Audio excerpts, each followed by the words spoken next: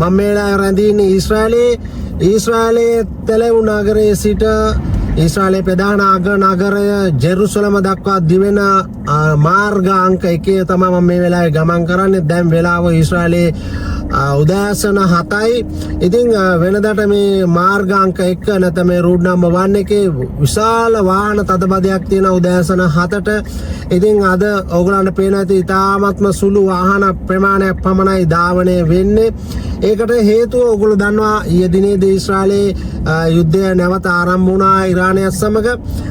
ඉතින් අද දිනේදී පාසල් ඒ වගේම කර්මාන්ත ශාලා සහ ගොඩක් ආයතන රජ්‍ය ආයතන ගොඩක් වසා දමා තියෙන බවයි අපට තොරතුරු වාර්තා වෙන්නේ. ඉතින් කෙසේ වෙතත් අත්‍යවශ්‍ය ඊශ්‍රායලයේ අත්‍යවශ්‍ය සේවා ඒ විදිහටම ක්‍රියාත්මක වෙනවා.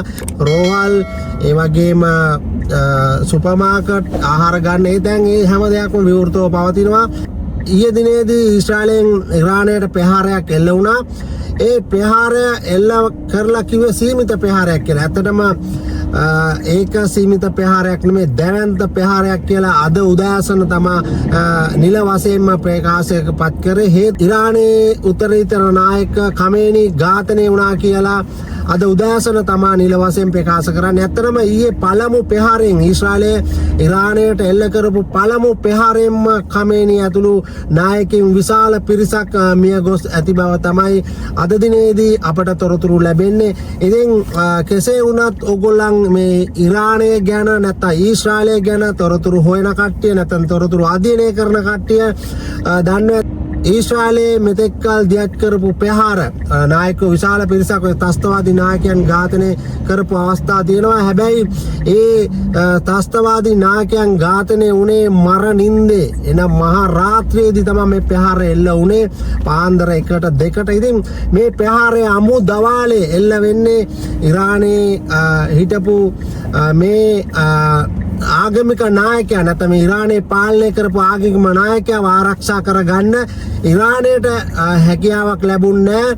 එතකොට මේ ඊශ්‍රායලය කියන ඊටාම පුංචි රට, ඒ කියන්නේ ඔයගොල්ලෝ දන්නවා දත් 32 මැද තියෙන දිව වගේ වටේටම ඉන්නේ සතුරෝ. ඉතින් මේ කිලෝමීටර් 10 ගාණක් දුර ගිහලා මේ ඊශ්‍රායල් හමුදාව ගුවන් හමුදාව ගිහිල්ලා මේ ඉරානයට ප්‍රහාරයක් දීලා මේ ඉරානයේ හිටපු නායකයව ඝාතනය කරනවා. ඉතින් ඉතිහාසයේ ගත්තොත් එහෙම ඔයගොල්ලෝ දන්නවා විශාල ඇමරිකානුවන් පිරිසක් ඝාතනය කරලා තියෙනවා මේ ඉරානය. ඒ වගේම මේ වෙද්දි ඉරානයේ සිර කඳුරු වල ඇමරිකානුවන් සිරගත කරලා තියෙනවා. ඉතින් ඒ වගේම ඉරාන වැසියන් කැමති නෑ මේ පාලනයට, මේ ආගමික නායකයාගේ පාලනයට. ඒක ඔයගොල්ලෝ දන්නවා දැන් මාස 2කට 3කට කලින් ඉරානයේ ඇති වුණු දැවැන්ත උද්ඝෝෂණයත් එක්ක විශාල පිරිසක් මිය ගියා. ඉතින් කෙසේ වෙතත් මේ රජය ඉරාන රජය නිල වශයෙන් ප්‍රකාශයට පත් කරා මේ ඛමේනි මිය ගිය බවට. ඉතින් ඒ වගේම දින 40ක ශෝක කාලයකුත් ප්‍රකාශයට පත් කරා. ඉතින් ශෝකේ ප්‍රකාශ කරාට ඉරාන වැසියන් සතුටු වෙන බවයි අපිට දැනෙන්නේ. අපි දකින්නේ ඉරාන වැසියන් ගොඩක් සතුටු වෙනවා මේ මරණයත් සමග. ඉතින් කොහොම වුණත් ඉරානය ප්‍රකාශ කරලා තියෙනවා ඔවුන්ගේ ප්‍රහාර දැඩිව ඊශ්‍රායලයට එල්ල කරනවා කියලා. ඉතින් ඒකත් එක්ක ඊයේ රාත්‍රියේ පුරාම ඊශ්‍රායලයට ඒ වගේම ඊයේ දවස පුරාම ඊශ්‍රායලයට දැවන්ත ප්‍රහාර එල්ල වුණා. ඊයේ රාත්‍රියේ පුරාම ඒ වගේම අද උදෑසන සිට මේ දක්වා මේ මොහොත වෙනකන් ඊශ්‍රායලයට ප්‍රහාර එල්ල වෙනවා. හැබැයි කියන්න ඕන ශ්‍රී ලාංකිකයන් 30000ක් පමණ ඊශ්‍රායලයේ මේ වෙද්දි සේවය කරනවා. එකදු ශ්‍රී ලාංකිකයෙකුටත් කරදරයක් නැහැ. ඉතින් ඔවුන් ආරක්ෂිතයි. ඒ වගේම මට ඔවුන්ට දෙන්න තියෙන පණිවිඩය තමයි මේ ඊශ්‍රායලෙන් දීලා තියෙන යම්කිසි ආරක්ෂිතව ඉන්න වැඩපිළිවෙලක් නැත්නම් ආරක්ෂිත උපදේශ මාලාවක්. ඒ ආරක්ෂිත උපදේශ මාලාවට අනුව ඔබ කටයුතු කළ යුතුයි. එහෙම කටයුතු කරන්නේ නම් ඔබට කිසිදු හානියක්, ඔබට කිසිදු කරදරයක් සිදු වෙන්නේ නැති බවයි මගේ විශ්වාසය. ඉතින් ඒ වගේම ඊශ්‍රායලයේ ස්ථාන කීපයකට මේ එල්ල කරපු ප්‍රහාර වල බෝම්බ පතිත වෙලා තියෙනවා. බිල්ඩින් කීපයක් ඒ වගේම අලාභානි සිද්ධ වෙලා තියෙනවා. ඒ කෙසේ වෙතත් ලොකු හානියක් ඊශ්‍රායලයට සිද්ධ වෙලා නැහැ. කෙසේ වෙතත් දැන් ඉරානය මේ ප්‍රහාර දැඩි කරලා තියෙනවා ඔවුන් ප්‍රකාශ කරලා තියෙනවා දැඩිව ප්‍රහාර එල්ල කරනවා කියලා. ඉතින් කෙසේ හෝ ඒ ප්‍රහාර දැඩිව තීව්‍ර කරලා තියෙනවා කියලා තමයි අපිට දැනගන්න ලැබෙන්නේ. ඒ වගේම උදෑසන සිට ප්‍රහාර එල්ල වෙනවා. කෙසේ හෝ අපි ආරක්ෂිත කියන එක නැවත මම ඕගලන්ට කියනවා. ඔයගලන්ට පේනවාද ඊශ්‍රායලයේ ගමනාගමනයට කිසිදු ප්‍රශ්නයක් නැහැ. පොදු ප්‍රවාහන සේවය වැඩ කරනවා, කෝච්චි වැඩ කරනවා. ඉතින් ඒවා ඒ විදිහටම වැඩ කරනවා.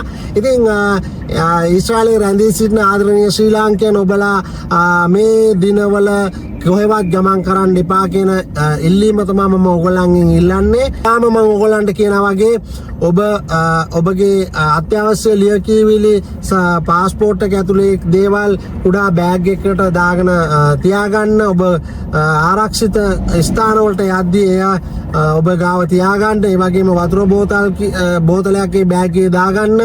ඉතින් කියන්න බෑ මොකද ඉරානය මේ ඔවුන්ගේ නායකයා ඔවුන්ට ආරක්ෂා කරගන්න බැරි වුණා. ඉතින් ඔවුන්ගේ නායකයා ඝාතනය වීමත් සමග ඊශ්‍රායලයට එල්ල කරන ප්‍රහාර වැඩි කරලා තියෙනවා. ඒ නිසා අපි ආරක්ෂා වෙන්න ඕන මේ අවස්ථාවේදී. ඊශ්‍රායලයේ රජය මගින් ලබා දීලා තියෙන ආරක්ෂිත උපදෙස් පිළිපදින්න කියලා තමයි මම ඉල්ලා සිටින්නේ. ඉතින් ලංකාවේ මම දන්නවා මේ වෙද්දි මේ වගේ යුද්ධයක් තියෙන අවස්ථාවේදී මාධ්‍ය හැසිරෙන විදිය ඉතින් 1 2 3 කරලා කියන්න පුළුවන්. මොකද ඒකෙත් ඉන්නවා ඔයගොල්ලෝ දන්නවා ලංකාවේ ඉරානයට පක්ෂපාතී කොටසක් ඉන්නවා, ඊශ්‍රායලයට පක්ෂපාතී කොටසක් ඉන්නවා. ඉතින් කෙසේ හෝ ඊශ්‍රායලයේ ඉන්න මම දන්නවා අපේ ආදරණීය ශ්‍රී ලාංකිකයන් කීප දෙනෙක් මේ යුද්ධය පිළිබඳව තොරතුරු වාර්තා කරනවා සමුගේ මුහුණු පොත හරහා, ඒ වගේම YouTube නාලිකා හරහා. ඉතින් අපි ඉන්නේ ඊශ්‍රායලයේ මේ ඔයගොල්ලෝ දකින්නේ සජීවී දර්ශන ඊශ්‍රායලයේ අද දිනේදී. ඉතින් ඉදිරියේදීත් මම ඔයගොල්ලන්ට මේ ඊශ්‍රායලයේ තියෙන වත්මන් තත්ත්වය පැහැදිලි කරන්නම්. ඉතින් කලබල වෙන්න එපා කියන පණිවිඩය තමයි ශ්‍රී ලංකාවේ ඉන්න අපේ ආදරණීය ශ්‍රී ලාංකිකයන්ට මට කියන්න තියෙන්නේ.